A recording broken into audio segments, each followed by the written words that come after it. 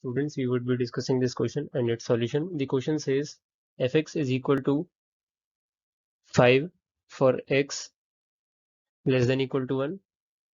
For x greater than 1 and less than 3, it is value is a plus bx, and for x less than 5 and greater than equal to 3, the value is b plus 5x, and for x greater than equal to 5, the value is 30.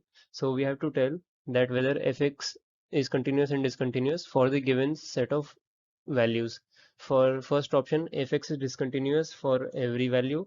Fx is continuous for a0, b5. Fx is continuous if a5, b0, and fx is continuous if a minus 5, b is equals to 10.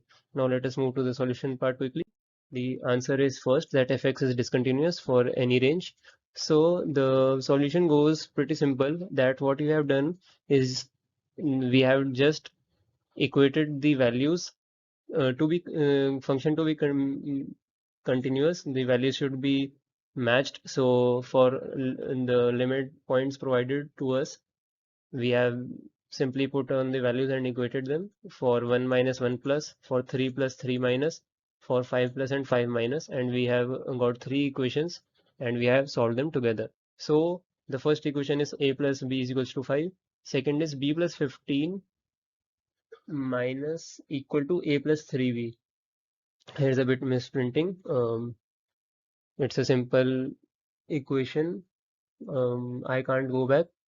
Now let us move to the third. B plus 25 is equals to 30.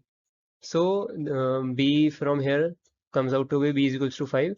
And now putting on 1 and 2, we get A is equals to 0 and A is equals to also 5. So from here, the values are contradicting. So it is proved. Therefore, fx is discontinuous for all a belong to R, b belong to R. It can't be continuous as value of a are coming to for different values of x.